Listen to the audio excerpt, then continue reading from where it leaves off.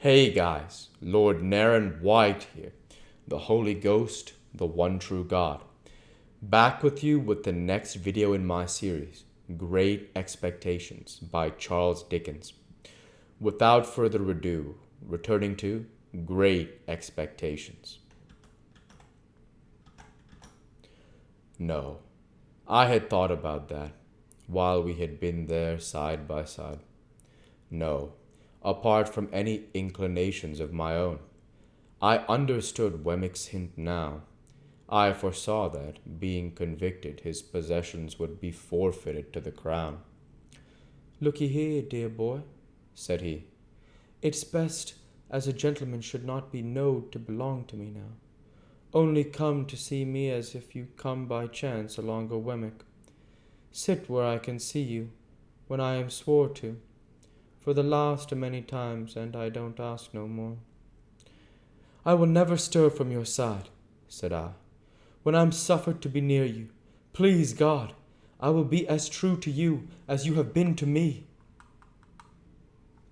I felt his hand tremble as it held mine, and he turned his face away as he lay in the bottom of the boat, and I heard that old sound in his throat, softened now, like all the rest of him. It was a good thing that he touched this point, for it put into my mind what I might not otherwise have thought of until too late, that he need never know how his hopes of enriching me had perished. Chapter 55. He was taken to the police court next day, and would have been immediately committed for trial, but that it was necessary to send down for an old officer of the prison ship, from which he had once escaped, to speak to his identity.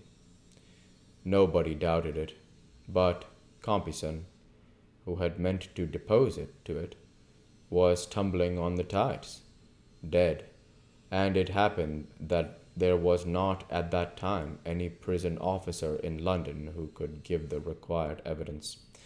I had gone direct to Mr. Jaggers at his private house on my arrival overnight to retain his assistance, and Mr. Jaggers, on the prisoner's behalf, would admit nothing. It was the sole resource, for he told me that the case must be over in 5 minutes when the witness was there, and that no power on earth could prevent its going against us. I imparted to Mr. Jaggers my design of keeping him in ignorance of the fate of his wealth.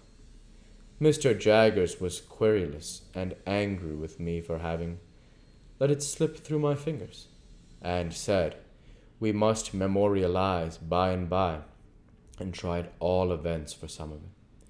But he did not conceal from me that although there might be many cases in which the forfeiture would not be exacted, there were no circumstances, in this case, to make it one of them. I understood that very well.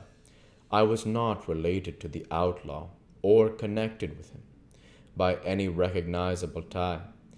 He had put his hand to no writing or settlement in my favor before his apprehension, and to do so now would be idle.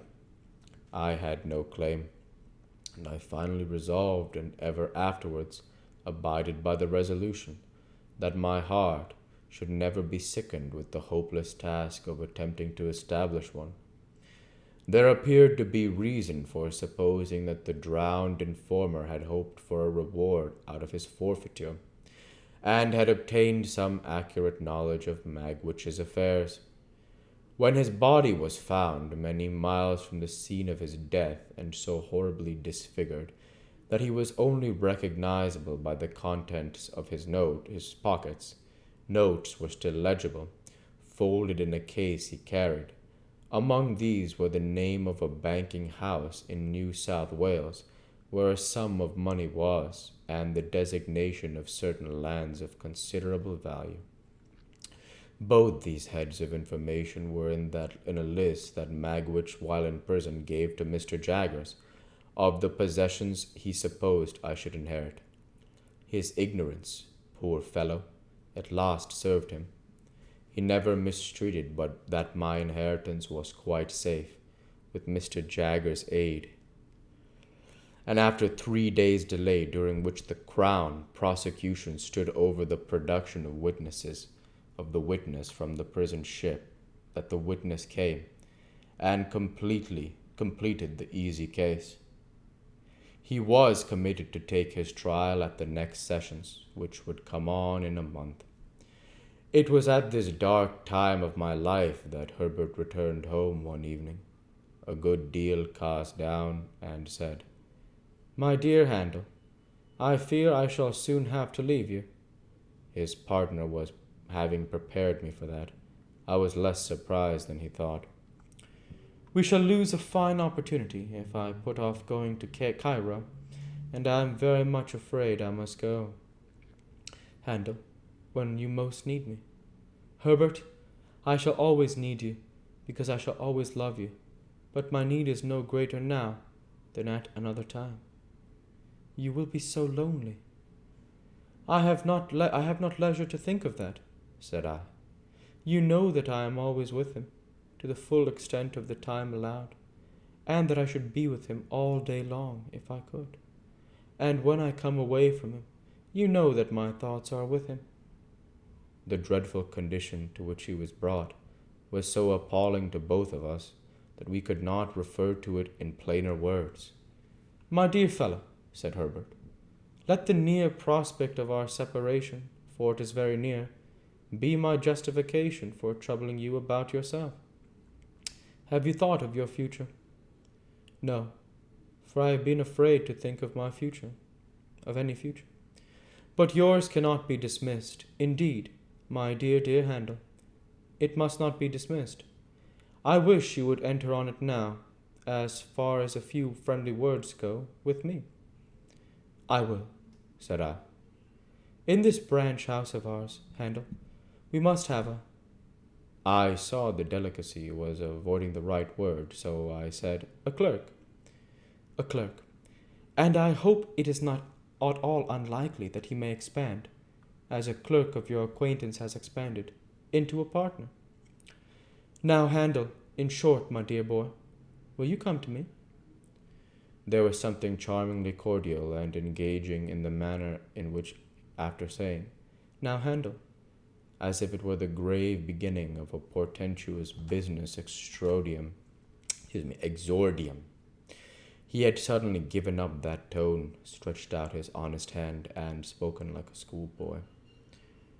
"Clara and I have talked about it again and again," Herbert pursued, "and the dear little thing begged me only this evening, with tears in her eyes, to say that if you will live with us when we come together, she will do her best to make you happy, and to convince her husband's friend that he is her friend too.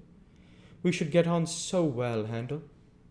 I thanked her heartily, and I thanked him heartily. But said I could not yet make sure of joining him, as he so kindly offered. Firstly, my mind was too preoccupied to be able to take in the subject clearly.